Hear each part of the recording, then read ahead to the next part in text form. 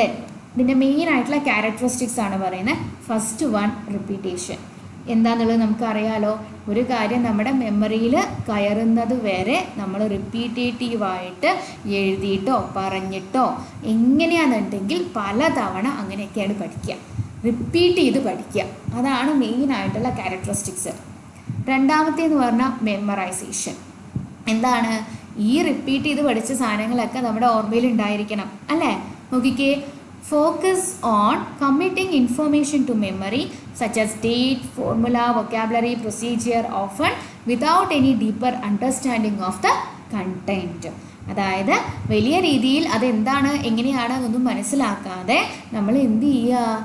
Just മെമ്മറിയിലേക്ക് ഇങ്ങനെ എടുത്തുകൊണ്ടേയിരിക്കുക. അത് മറ്റൊരു ക്യാരക്ടറിസ്റ്റിക്സ് ആയിട്ട് പറയുന്നുണ്ട്.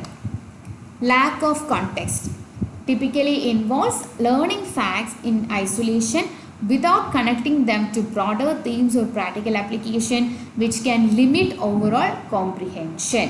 അതായത് എന്താണ്?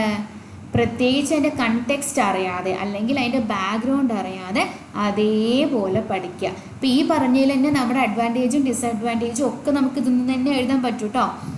ഇനി അടുത്തൊരിതായിട്ട് പറയുന്നത് ഷോർട്ട് ടേം ഫോക്കസ്. എന്താ? നമുക്കിങ്ങനെ കാണാപാഠം പഠിച്ചിട്ടേ എത്രത്തോളം നമുക്ക് കാണാപാഠം പഠിക്കും, അല്ലെങ്കിൽ എത്ര കാലത്തേക്ക് നമുക്ക് കാണാപാഠം പഠിക്കാൻ പറ്റും? ഇതൊക്കെയെന്ന് പറഞ്ഞിട്ടുണ്ടെങ്കിൽ ഒരു ഷോർട്ട് ടേമിലേക്ക് മാത്രം പറ്റുന്നൊരു കാര്യമാണ്.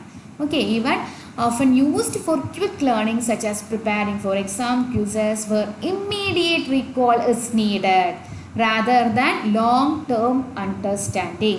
ഇപ്പോൾ പല ആൾക്കാരും പരീക്ഷയ്ക്ക് പഠിക്കുന്നതും അങ്ങനെയായിരിക്കും. നമ്മളിപ്പോൾ സെം എക്സാം ആണെങ്കിലും ആനുവൽ എക്സാം ആണെങ്കിലും എന്താണ്?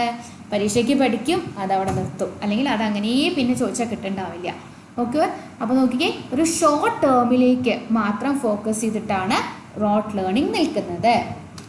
Then standardized methods often relies on fixed methods like flashcard, drills or practice test or which can be easily structured and assessed.